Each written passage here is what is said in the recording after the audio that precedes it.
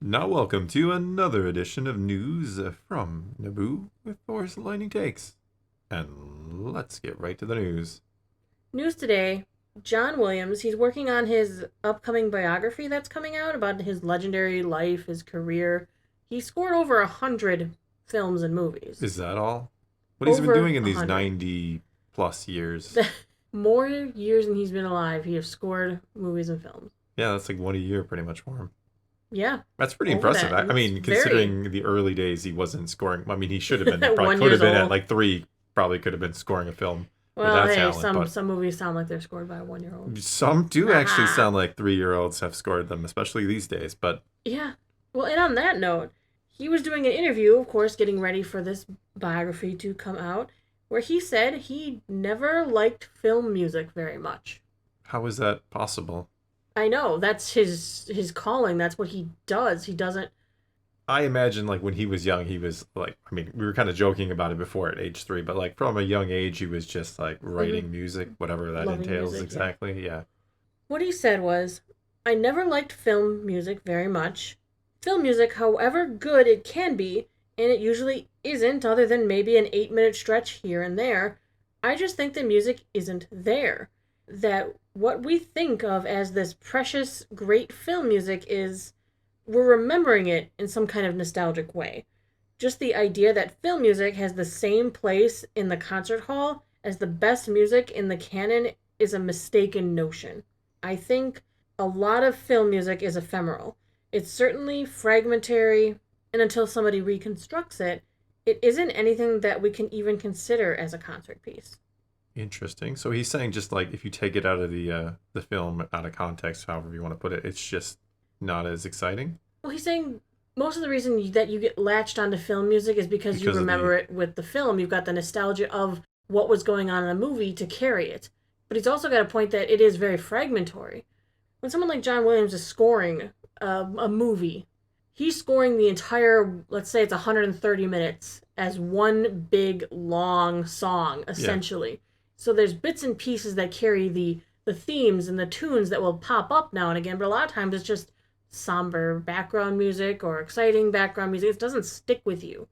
So that unless they reconstruct it into, let's call them tracks, as if they were Yeah, I CDs get or what you're saying. Yeah. MP3s.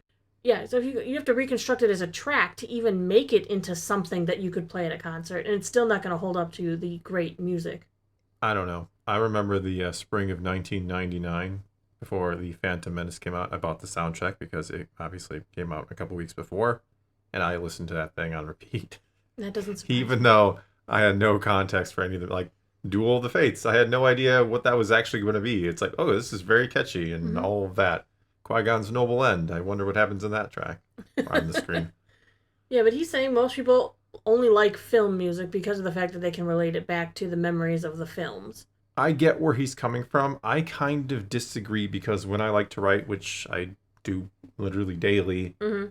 I will just use my YouTube music app on my computer here and I'll just fire up a random piece of Star Wars music sometimes. Or I usually listen to non worded music. I don't know if that has a technical name, but I'll listen to like music from soundtracks and stuff. And a lot of the times I don't know the movie or the context of it or whatever you want to call.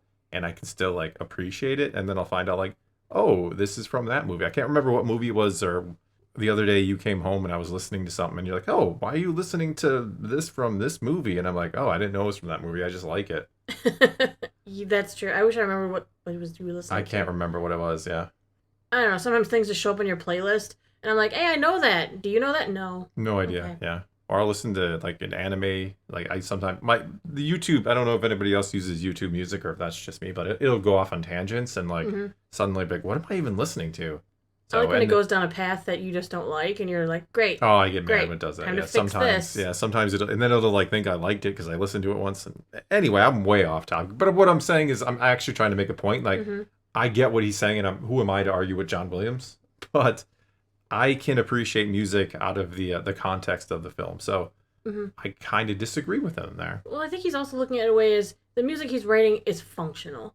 It's not just pure artistic whimsy. It's not somebody sitting down and painting a picture based on their own emotions It's I'm writing something that is designed to serve a function and to force people into feeling an emotion that they may not necessarily be feeling without the musical cues to go along with it. So he's kind of calling it, in a sense, maybe a lesser art form, which I can kind of understand because he's not writing music for music's sake. Yeah. He's writing music to fill. He's not writing what's inspiring him necessarily. He's watching something on screen and trying to match the. I mean, I still think that is an impressive and difficult thing to do, certainly. But I think I get where he's coming from. Right. It's like if somebody was telling you, hey, draw me this picture, and they describe what they want you to draw. It's not exactly, yes, you're the one drawing it, you're the one painting it or whatever.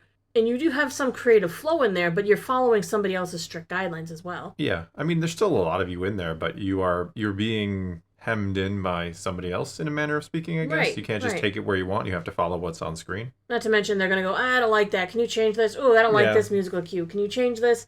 It's not exactly 100% the creativity that you yourself want. Okay. So I can understand why he's feeling that maybe he doesn't always like film music is because he knows the constraints put on the composer by whatever piece they have to be working with. Yeah.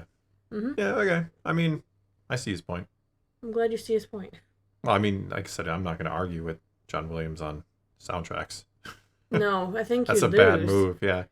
Another fun piece of news that came out was they talked about this on Disney's website for Star Wars, StarWars.com. Oh, yeah, that's a where they talked about the Sacred Jedi Texts books from The Last Jedi. Okay. One thing that stuck out to me was that they still exist. Like, well, they wouldn't destroy them, would they? A lot of companies will destroy props after Not the fact. Star They Wars. didn't. They kept this. They've got some pictures of them. Only one of them is actually one you can like open and see pages that were designed and made that are kind of like old Jedi text looking things, some random pictures and stuff that almost look they could. You can't even tell what they'd be. I don't know why I'm going to speculate. I don't know what they are. Nobody does. Even the people who made them don't. But that the book that got to be on film took 2 weeks to make, and it only included a few pages, but there's more pages, and Star Wars.com put up like concept art. That doesn't say it. It's in a language that's so old that we don't know it. Oh, they went with that route. Okay. Yeah, so we have no idea what it ever says. Okay, well, I mean, that makes sense. But the fact that the book still exists means it could pop up again, right? Hold on. Rey reads those books in The Rise of Skywalker. So she knows what it's. Or does she? No, Luke read them, and Luke left notes for her, I think. I don't know. Something like that. I've only seen that movie too many times and recently. So I'm a little ashamed of you right now. Yeah, I should know the answer here. But the cover, they are like hand carved into leather. They have these vellum sheets. And the props team conceptualized 40 different volumes of different sizes and finishes. Then Rian Johnson narrowed it down to 10. And then the prop makers were given free reign with their own personal inspiration, provided that the final series looked like the set of aged volumes they were supposed to when they were finished. And they did old-fashioned bookbinding on these things. Lucasfilm graphics department made 80 unique individual interior handmade pages. And then they weathered the heck out of it and burned them and did all that fun stuff. Yeah. But it's a neat prop. It's a piece of Jedi history, you could say. I could say that. You could say that.